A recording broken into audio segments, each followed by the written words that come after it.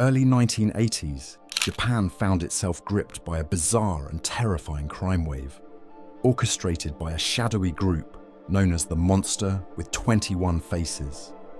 This group's actions targeted prominent candy manufacturers, sowing fear and confusion across the nation.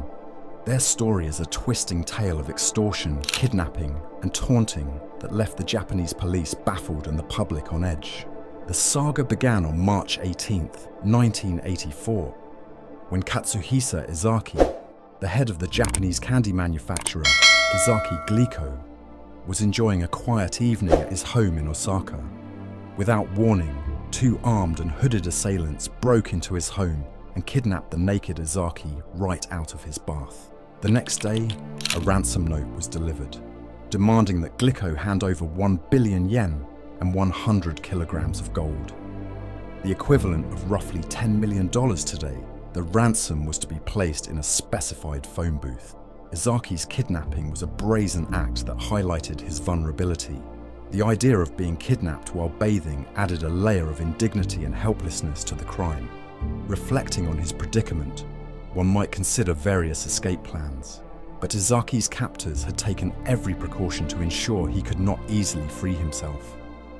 2 days later, before any ransom was paid, Ezaki managed to escape. According to some accounts, his escape was dramatic. Before dawn, he worked his ropes loose, broke down a door in the isolated warehouse where he was held, and found 2 railroad employees who helped him contact the police.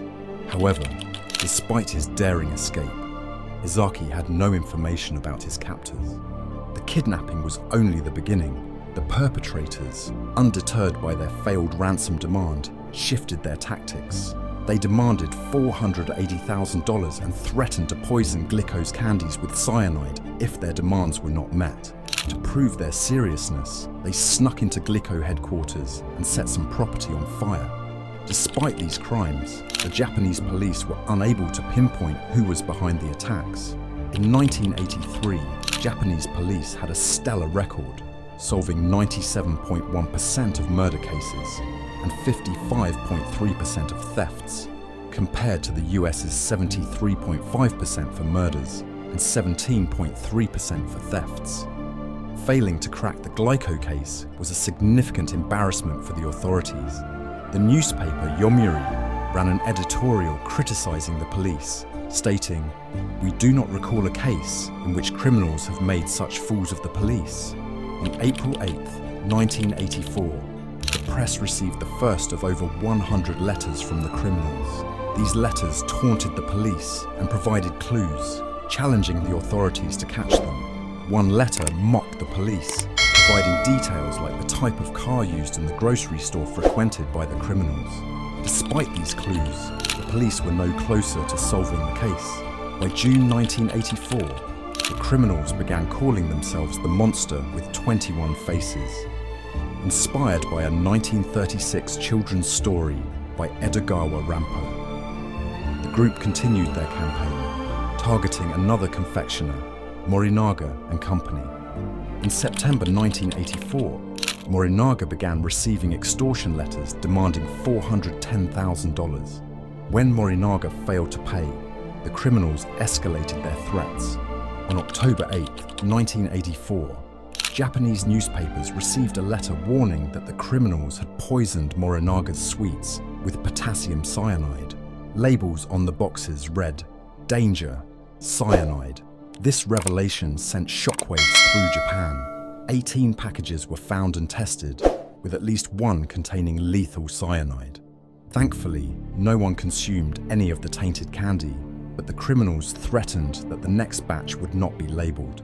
Despite a massive police effort, no further evidence was found.